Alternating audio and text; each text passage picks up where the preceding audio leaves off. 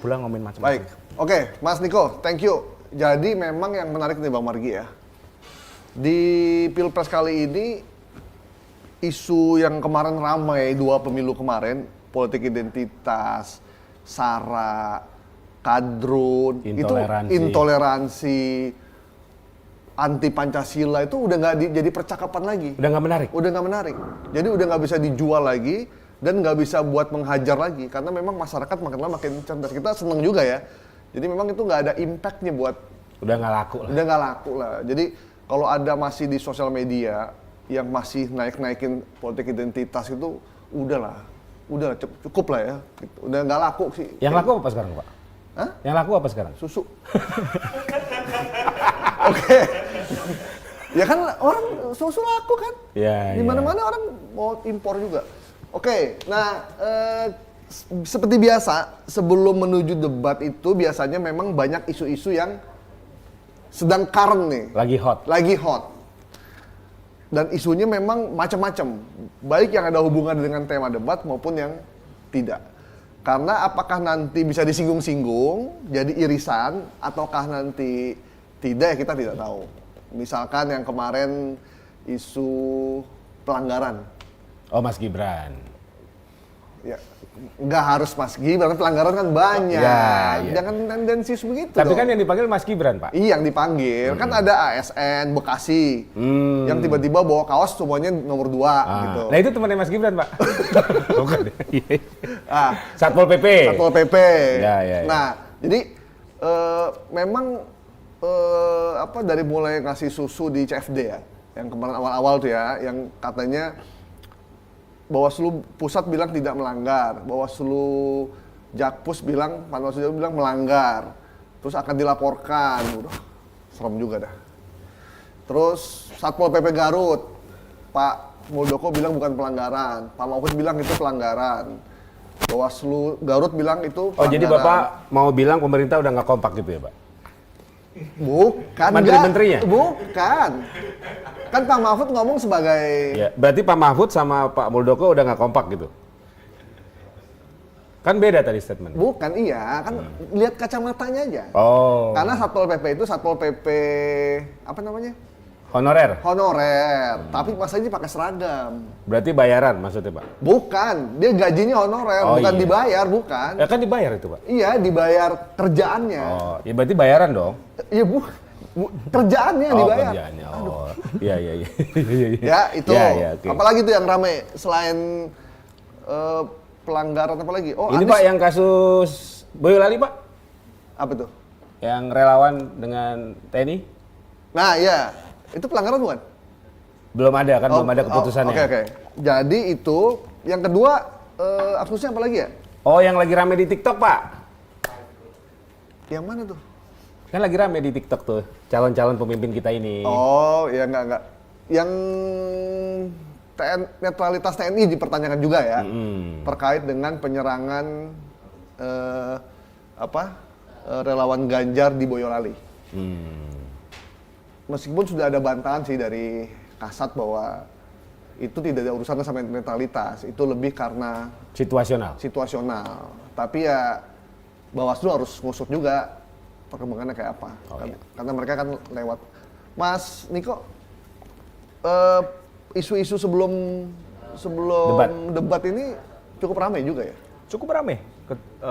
Ini kan kasus yang di Boyolali dan ada juga kalau nggak salah di Manado ya. Juga. Di Manado. Meskipun konteksnya beda, Manado ya. Ya, itu meskipun iring-iringan jenazah.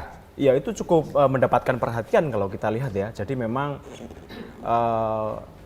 pasca debat itu memang ada banyak variabel yang kemudian kenapa isu itu semakin berkembang, bervariasi dan itu tuh bisa saja mengiringi sampai perdebatan selanjutnya. Oke. Nah, saya nggak tahu ini apa menjadi semacam agenda setting menuju debat yang menyangkut terkait pertahanan dan keamanan ya.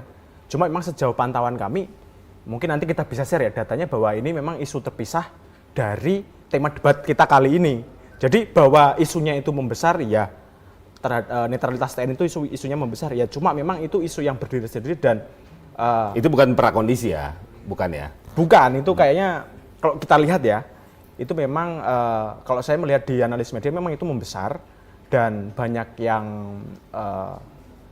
menanyakan ini peristiwanya itu seperti apa, memang Ya. seperti apa. Cuma memang sudah ada jawaban kan dari Pak KSAD dan Ya. itu sudah menjawab. Oke. Nah, yang juga menarik tuh soal capres-cawapres sekarang main di TikTok, Mas. Ya itu. Itu memang sebegitu besarnya impact TikTok sampai mereka masuk gitu. Kalau saya melihatnya begini ya, kan sebenarnya kan kampanye udara di media dan di media sosial itu kan dulu banyak yang meremehkan karena pertempuran udara itu kan kita mencoba untuk memenangkan pikir. Artinya kita bisa mempengaruhi seseorang gitu ya. Nah sebenarnya dari kita ketika sudah memenangkan pikir kan kemudian memenangkan hati. Ya. Nah memenangkan hati kan sebenarnya personal touching. Cuma beberapa pandangan yang cukup pesimistik dengan media sosial itu saya rasa tidak relevan dengan sekarang. Karena kalau kita live di TikTok itu kan ataupun di media sosial itu kan borderless ya. Kalau personal touching by mesin partai atau tim pemenangan itu kan terbatas. Yang Jawa Timur, yang Jawa Tengah. Tapi ketika kita live TikTok itu kita sendiri itu kan bisa seantero dunia bisa melihat gitu kan. Jangkauannya lebih luas. Ya, jadi TKI kita yang di Taiwan, yang di Hong Kong, itu betul bisa betul. nyoblos duluan. Iya betul dan waduh. Suratnya sampai duluan. Bapak soalnya. jangan nuduh dong, Pak. Enggak, isunya kan begitu. Ya, Karena yang khas begini Mas, kalau saya melihat sebagai analis media itu teman-teman yang masih belum menentukan pilihan atau Swing voter. yang bisa mengubah pilihan atau swing voter itu kan dia nggak tahu dan merasa berjarak dengan kandidat. Ini sebenarnya jadi adminnya Pak Ganjar siapa sih?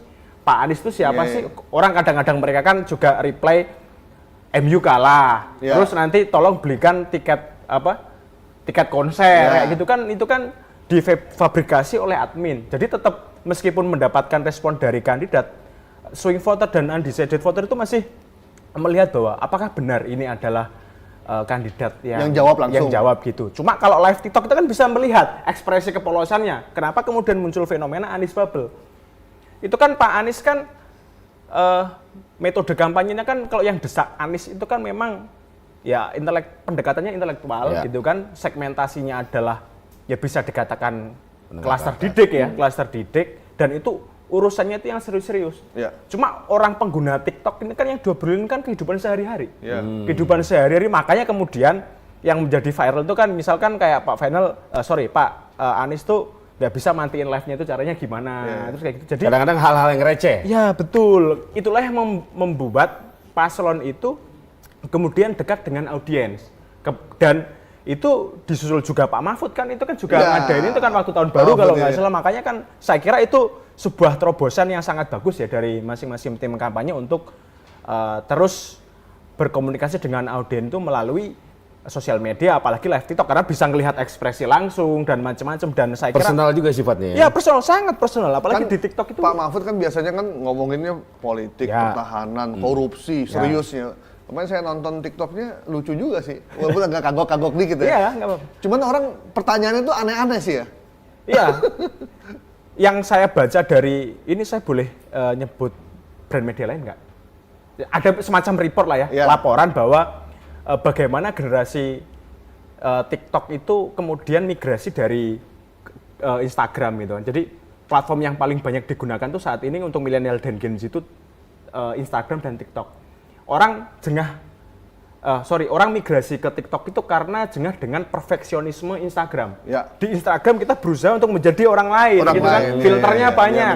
Di TikTok kita joget-joget kan, gitu-gitu kan. Saya nggak pakai tangan ya jogetnya ya. Jadi kayak gitu. Jadi boleh ya.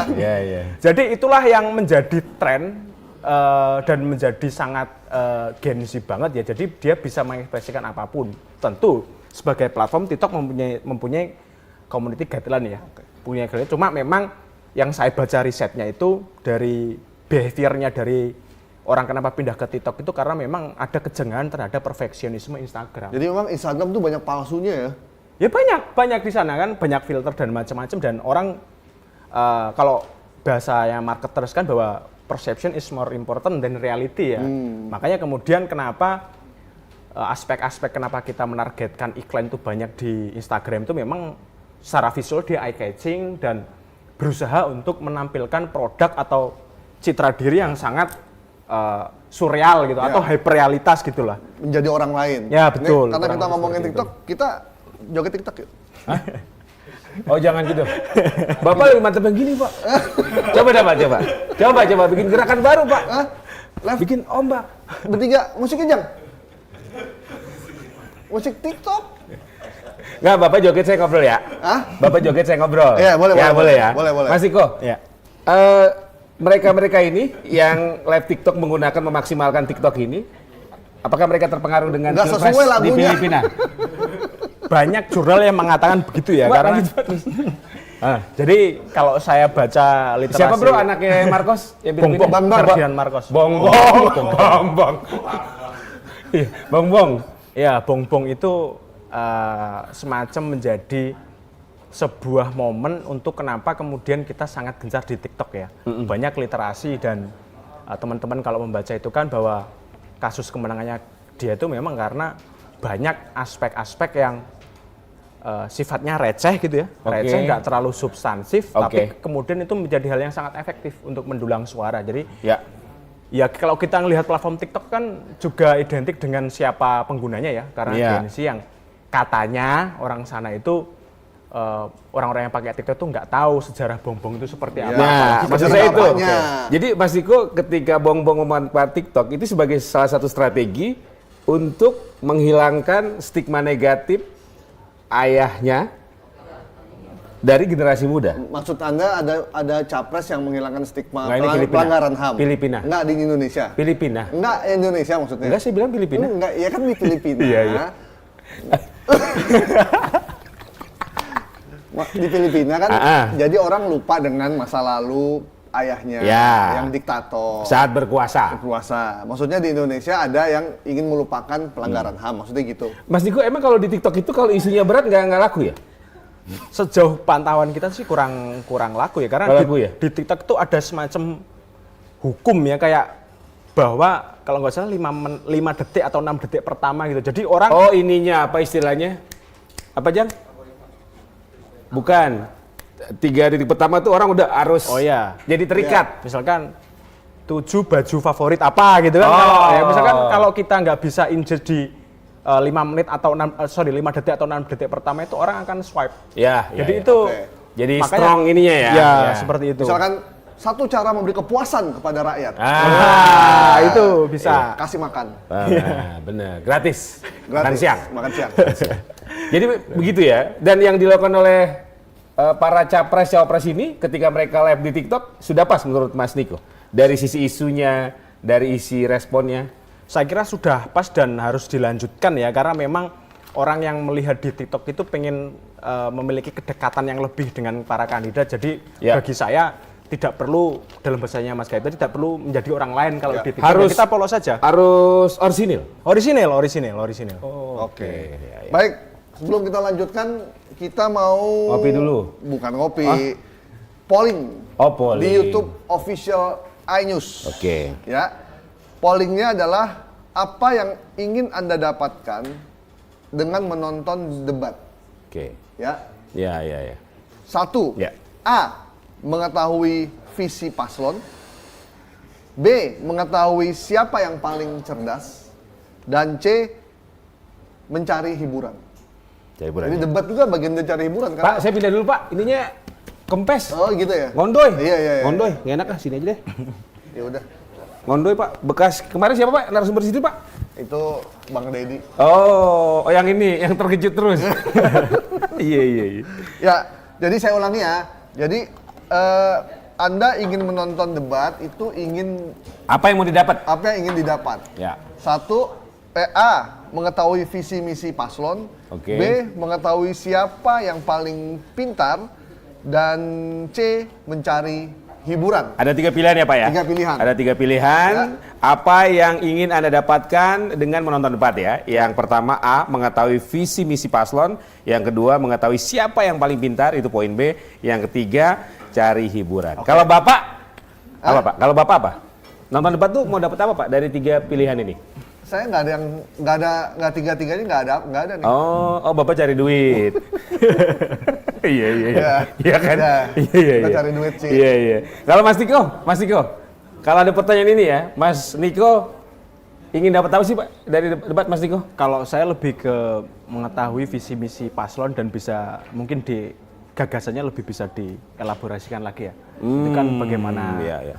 dia mendeliver sebuah pesan gitu ya. Kayak kalau kita lihat itu kan visi misi itu kan hal yang ideal. Mungkin Pak waktu debat ada sejumlah pertanyaan itu yang levelnya teknis ya. Dan Oke. itu yang mungkin kita bisa belajeti langsung di situ. Kita lihat bahwa sejauh ini tuh cuma omong doang apa gimana. Terus selain bahwa yang paling penting adalah bagaimana dia penyampaiannya gitu kan. Apakah ada indikasi ya seperti ada unsur untuk menjebak atau lebih polos, bukan lebih polos tapi lebih ke fokus pada tema perdebatan. Ya, Ada yang fokus oke. mungkin wah gua kurang ini sama atau inline sama isu ini. Mending biar gua dapat spotlight mending serang yang lain kan bisa aja kan. Atau ada juga yang pengen dibilang supaya kelihatan pinter. Iya, bisa saja, Ada ya? bisa saja seperti itu. Jadi biar kelihatan pinter pakai istilah-istilah asing. Mas Gibran. Bukan nih debat debat capres kita itu cawapres. cawapres. Oh iya, oke. Istilah-istilah yang mungkin publik juga ini apa gitu ya. Iya. Istilah-istilah bahasa Inggris yang mungkin yang ngucapin juga belum tentu tahu Oke. juga gitu. Mas Niko, dari beberapa informasi kawan aktivis dan politikus, kalau di Ya. dekat grassroots, mereka yang penting dimenangkan hatinya tadi itu loh. Ya. Hatinya dulu. Nah, kalau di kalangan anak muda, Gen Z, dari pembicaraan di media sosial ini, mereka lebih aware kemana? Dalam hal memilih pemimpin ya? Atau referensinya itu apa? Kalau kita lihat dan beberapa dari studi ya dan tanggapan dari mesin kami itu bahwa mereka tuh kurang perhatian dengan isu. Ada beberapa yang mencoba untuk engage dengan isu-isu yang besar gitu ya. Oke. Tapi kebanyakan lebih ke personal. Jadi bagaimana kemudian masa depan masa depan dirinya gitu kan, apalagi isu-isu terkait housing ya, perumahan mahal, nggak terjangkau milenial atau Gen Z Oke. kan seperti itu, terus juga Rumah, lapangan upah, pekerjaan. kesenjangan sosial Iya. seperti itu, bahwa memang mereka mampu memikirkan itu, tapi memang pendekatnya itu memang yang receh gitu loh. Jadi kalau saya melihat bahwa ada semacam pencekokan terhadap mereka dengan hal-hal yang berbau receh, saya kira itu juga menjadi salah besar ya. Mereka itu bisa kok mikirin hidup dia dengan bahasa mereka sendiri. Maksudnya kita tahu, kita bisa mengkategorikan, oh ini itu sebenarnya persoalan kesenjangan sosial. Oh ini tuh isu lingkungan. Oh ini isu apalagi mental health gitu ya. Itu kan yang khas ya. Tentang mental health, isu kesehatan mental itu juga penting kalau saya lihat dari generasi Z dan milenial. Cuma memang ekspresi mereka itu memang ya seperti itu gitu, natural aja gitu. Iya. Karena saya sempat ngobrol dengan beberapa anak muda, bahkan ada beberapa dari mereka nggak tahu MK itu apa, tugasnya apa. Iya. Itu bukan isu yang menarik bagi mereka ya? Kayaknya lebih menarik isu-isu idol gitu ya. Kayak idol tuh kayak yang K-pop dan macam-macam. Saya kira tidak semuanya Gen Z ngomongin K-pop terus. Saya yakin juga mereka juga bisa untuk ngomongin hal-hal yang cuma kan kita lihat kan dari trennya ya. Misalkan kita lihat hari ini aja di X atau Twitter itu yang trending itu masih seputar Korea kan. Kemarin ada konser yang ricu itu loh, konser yang ricu itu kan. ya? Ya itu masih saya lihat masih Yang lucu orang tinggi. Korea juga. Ya. Oh iya. Iya, itu. Penonton Korea. Iya. Oke. Memang Gen Z itu memang agak anomali ya. Satu sisi mereka khawatir dengan masa depannya. Iya. Mereka bilang udah nggak sanggup beli rumah. Ada teman saya mau beli rumah di Cilangkap harga 2,5 miliar. Ada lagi di Depok ujung sana, Depok Udik sana harga rumah udah 2 miliar. Itu kita nggak ngebayangin ya nanti 10 tahun ke depan mungkin harganya nggak. Ada harapan dari beberapa orang. Coba dong yang kayak gitu dibahas. Iya. Bagaimana rumah biar nggak terlampau mahal dan bagaimana buat mereka untuk punya rumah. Nggak akan bisa. Nah itu yang mungkin nanti di debat berikutnya ya. Oke.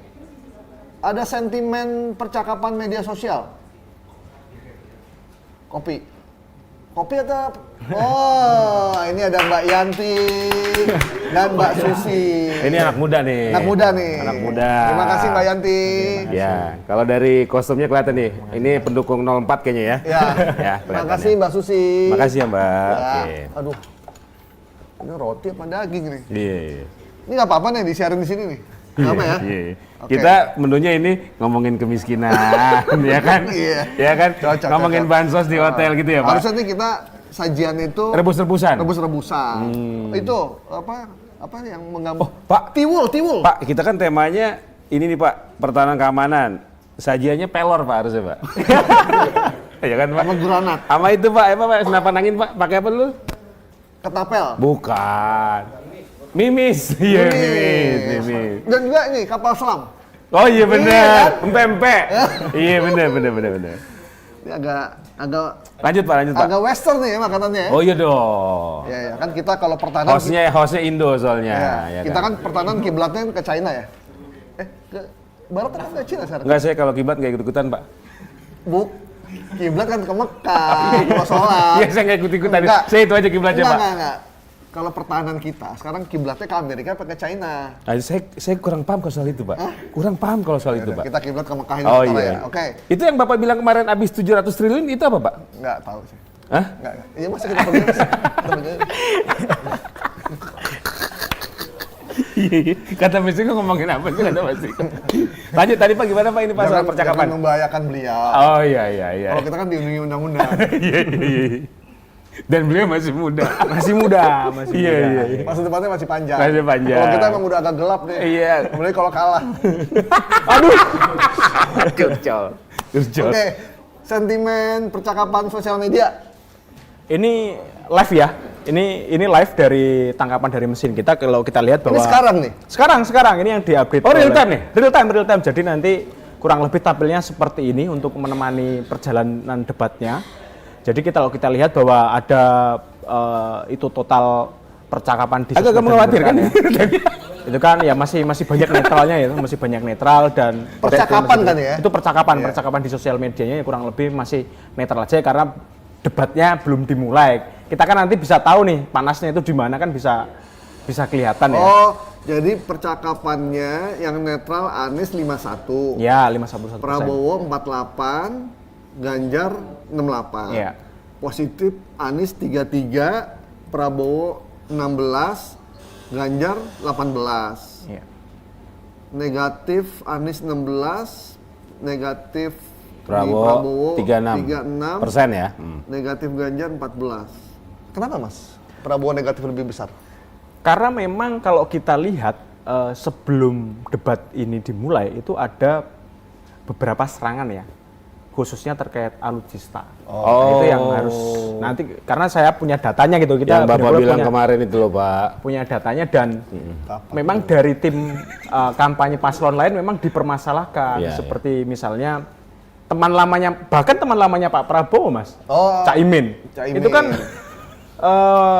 memberikan statement bahwa kurang tepat untuk apa namanya istilahnya untuk menambah alutsista di tengah kondisi yang kayak gini. Artinya Iya. skala prioritasnya itu belum pas lah gitu kan. Dan juga jangan salah dari Pak Sekjen PDIP ya, dari Pak Mas Hasto Hasto, juga kurang lebih nadanya itu sama dengan Caimin dan itu sangat mempengaruhi citra pada saat ini. Makanya kami memiliki proyeksi bahwa nanti kan alutsista itu juga bakalan menjadi bahan serangan lah, kurang lebih seperti itu. mungkin banyak yang baru tahu juga, ternyata pembelian alutsista kita besar sekali. Besar.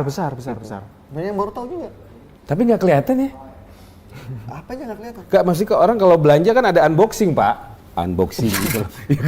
Gimana unboxing kapal Bukan, selam?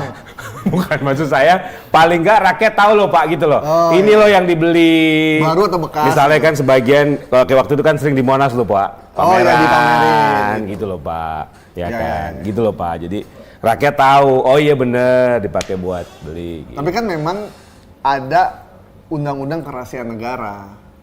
Negara lain atau tidak bahkan rakyat sendiri. Oh iya, ya kita paham itu ya. Tidak boleh tahu kekuatan kita gitu. Jadi nggak semuanya mungkin nah itulah enaknya di Kemhan ya. Jadi nggak boleh tahu kita Pak saya pipis dulu ya Pak. Perasaan gak enak. kapal selam kita punya berapa. Kan kemarin yang ada yang tenggelam kan, Ya kemarin. yang ya, Nakula. Kan ada dua tuh Pak kapal selam tipe Pak. Kan ada yang kecil ada yang gede kan. Iya tergantung pakai adaan atau enggak. Kalau kecil 10.000 biasanya Pak. Iya. Oke, Sentimen cukup lah ya, nanti kita update terus Ya, ya. kita update terus nanti. Kita update terus. Yang Live. pasti banyak orang bilang debat ini sebenarnya debatnya Prabowo. Betul. Ya. Bapak pakai itu ya? Mic-nya banyak banget. Enggak. Ada yang bisikin nih, pakai Bapak. Kagak. Itu tadi saya dengar ada yang ngomong, Ip nanyain Ip gitu. Bukan? Cukup. Oh, iya. Oke. Nah, Mas Niko, tadi yang pas Mas Niko bilang percakapan yang banyak itu di debat Cawapres. Iya, betul. Terkait dengan mikrofon ya. Yang banyak itu ada di sini. Mikrofonnya ada di sini, yang kayak Michael Jackson gitu ya. Penyanyi. Ya. Kemudian ada dipegang, kemudian ada di sini. Yang di situ juga. Nah, 3 itu dianggap terlampau banyak. Karena katanya khawatir kalau ada satu mati, satu bisa backup. Itu lebih kepada tenis broadcast atau enggak begitu ya, Ya, kira-kira ya? nah. Pertimbangan itu ya? Nah, akhirnya KPU terus ada mencurigai kan. Ray Suryo misalkan mencurigai bahwa itu ada alat rekam, ada segala macam. Jadi orangnya bawainnya curiga aja.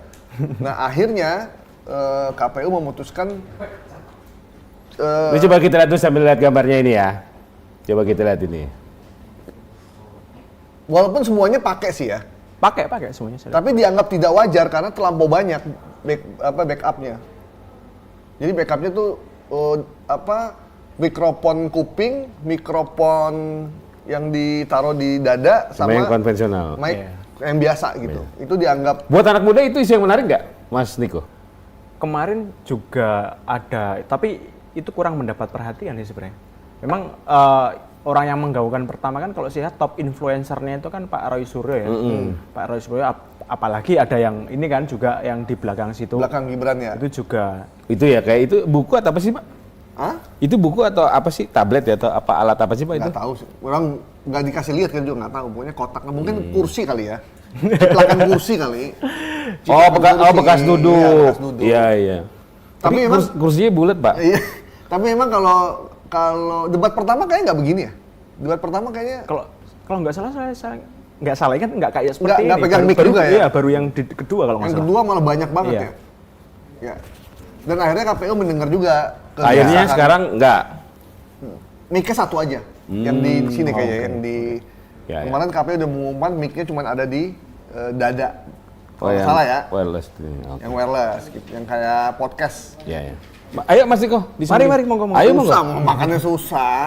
Ya kita nawarinnya dulu kan tuan rumah. Nggak apa-apa sambil cemil aja Mas Niko. Basa-basi aja ya ini sebenarnya. Terus ngapain taruh depan Pak? Kalau nggak dimakan?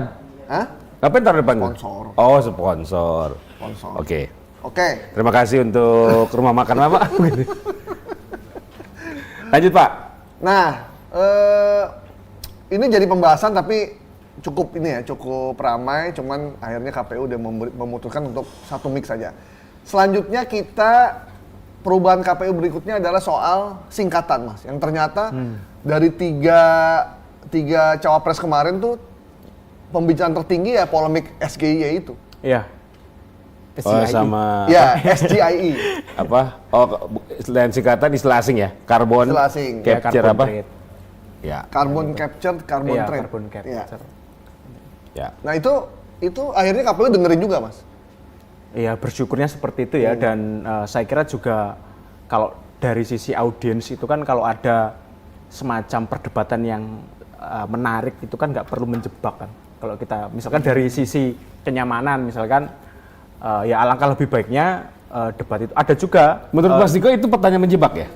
Ini bukan saya ngomong tapi netizen loh yang Oh, ngomong netizen. bahwa Mas Gibran pada waktu itu mereplikasi apa yang dilakukan Pak Jokowi pada Pilpres sebelumnya kan waktu itu ada kalau nggak salah itu Ya, ya. TPID. TPID. Nah itu kan jadi ini bukan saya yang ngomong tapi netizen yang ngomong dan itu tertangkap di layar mesin kami dan itu menjadi urgensi yang sangat tinggi. Kenapa kemudian polemik SGI itu news cycle atau perbincangannya itu melandainya itu agak lama dibanding yang lain. Ada juga yang meremehkan melalui meme ya kan banyak banget kan SGI itu singkatan apa-apa Sego apa aja apalah ya kalau gitu. ada yang sego goreng iwan dok lah yang Iya, apalah iya, kayak iya, gitu-gitu iya. kan. Jadi makanya kemudian ya bersyukurnya KPU mendengar itu dan saya kira dari sisi audien kan kita lebih menarik jika ada percakapan yang saling bertanya dan menjawab gitu ya. Dan saya kira itu juga akan mempengaruhi pada kualitas perdebatan yang lebih bagus. Ya, oke. Apalagi yang masih menjadi perhatian nih, bro? Itu dua aja sih, dua aja. Yang mungkin kita berterima kasih sama KPU supaya kayak Muhammadiyah kemarin tuh bilang setelah melihat debat cawapres kemarin seperti downgrade debatnya. Ini kemarin saya ikut acara akhir tahunnya Muhammadiyah. Ketua PP Muhammadiyah bilang setelah menonton debat kemarin kayak mendowngrade seperti cerdas cermat akhirnya. Ya, banyak yang mengatakan seperti itu juga di media sosial gitu.